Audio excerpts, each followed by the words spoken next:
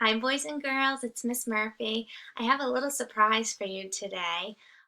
So I know I've really been missing reading on the rug with you guys.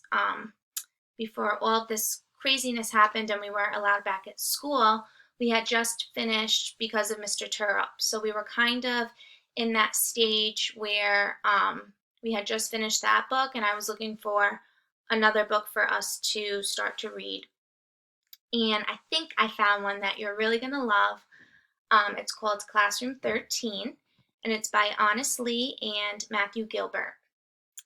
So I know some of you like to check out the books at the library, which obviously the library isn't open, and some of you buy the books, but I'm going to make this screen bigger so that you can follow along on the screen if you want, and then I'll be smaller.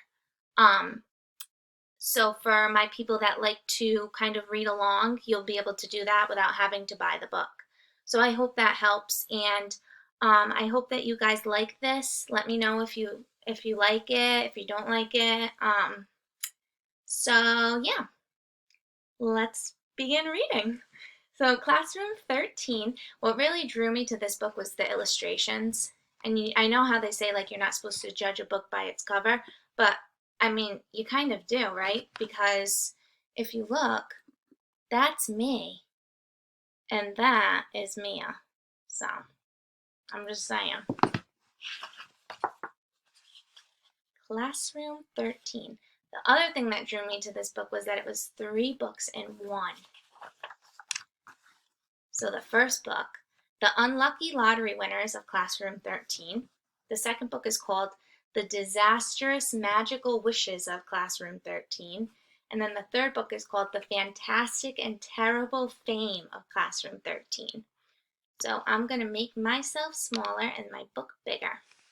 There we go. And once again, thought the illustrations were really cool. All right, so The Unlucky Lottery Winners of Classroom 13 by Honest Lee and Matthew Gilbert, and the art was by Joel Dreedemy. That also stuck out to me. So this is my contents. There are 30 chapters. I think that's a little hamster.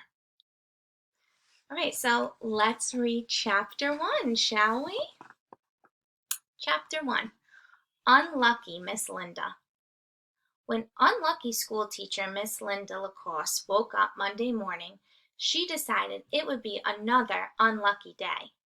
And she was right. First, she put too much milk on her toast and too much butter in her coffee. Then she forgot her umbrella. It wasn't raining, but she used it to keep birds away. For some reason, birds like to swoop down at Miss Linda and pull out her hair.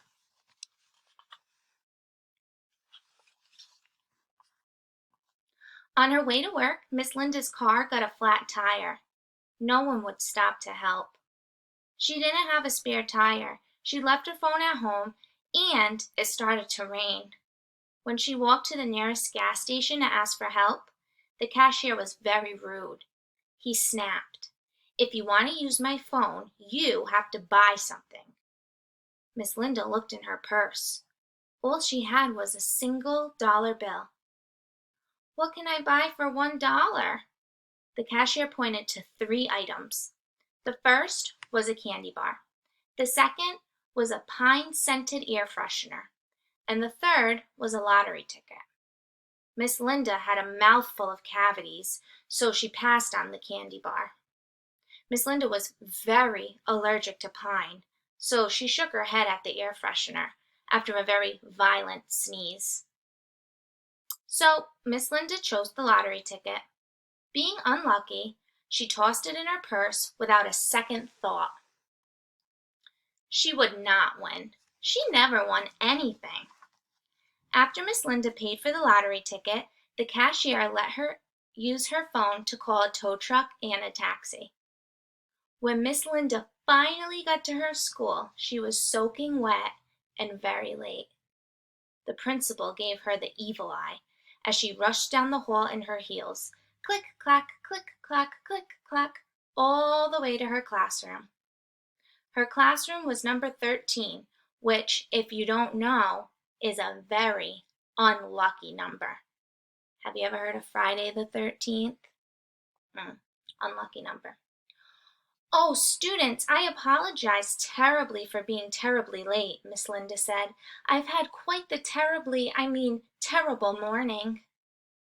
Of her 27 students, 26 of them were present. Santiago Santos was at home with the sniffles. The poor child was sick more often than not. Of the 26 students who were in class, only 24 of them were awake. Of those 24, 7 were playing video games on their phones. Of the 17 left, 4 were gossiping, which is not nice, and 3 were drawing pictures of butts, which is hilarious. Of the 10 students left, 4 were playing on the internet, 3 were talking about TV shows, 2 were reading comic books, and 1 was picking her nose. She could almost get the booger, but it was just out of reach.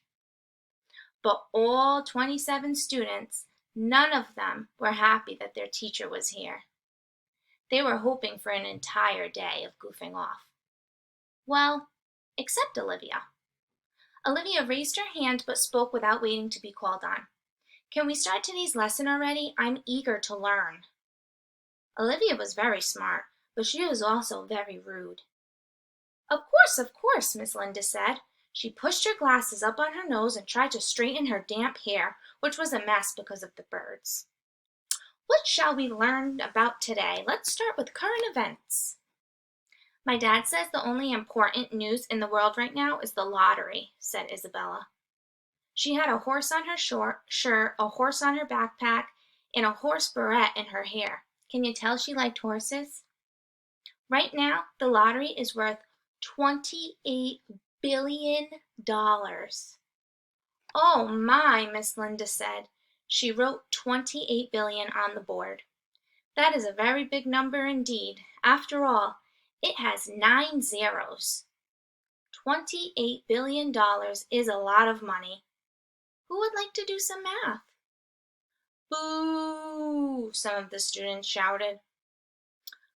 "Ce cours est nul," shouted Hugo, who was from France and only spoke in French. Miss Linda remembered her lottery ticket and pulled it out of her purse.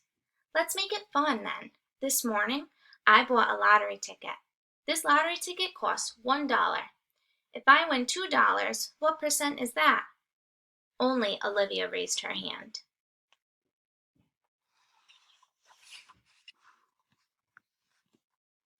Do you think you'll win?" Ximena asked. "I hear the odds of winning the lottery are less likely than the odds of getting struck by lightning." I have heard the same thing," Miss Linda said. "It is much more likely that I'll get struck by lightning than win the lottery. After all, I am very unlucky." "If you win, can I have some of the money?" asked Fatima. "Oh, me too," said Jaden Jason James, who other students called Triple J. All the students wanted some of the lottery money. Miss Linda shrugged. "I'll tell you what, class. If I do win, which is very unlikely, I'll promise to split my earnings evenly with every single one of you." All the students in classroom 13 shouted, "Really?" Except Fuego. He shouted, "Sacre bleu?" "Of course," Miss Linda said.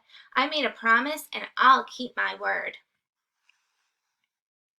The students hopped up from their desks and huddled together in the middle of the class, whispering among themselves. Finally, they returned to their seats, and Ethan Earhart spoke up. "Miss Linda, we value your word, but we would feel much more comfortable with your promise if we could get it in writing. Would you mind signing a contract and pinky swearing to share the money if you win?" Miss Linda thought creating a contract was a good lesson for the class. So together, they drew up a contract, which Miss Linda and every student signed. Then, one by one, every student in Miss Linda's class walked to the front of the room and did a pinky swear with Miss Linda. For the rest of the day, the students were nicer than usual. Perhaps Miss Linda's luck was changing. That day after school, Miss Linda walked home. She was struck by lightning twice.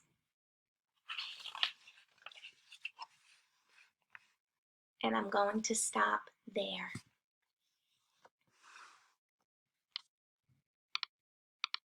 So, what did you think? Did you like the book so far? Chapter 1. It sounds like she teaches kids that are a little older, like maybe 5th grade, 6th grade, middle school. And we know that the main character's name is Miss Linda. And how many kids does she have in her class? 27. Wow. And that super smart girl who doesn't raise her hand and she's kind of rude, Olivia. I wonder what's going to happen in the next chapter. Comment down below if you have a prediction of what's going to happen.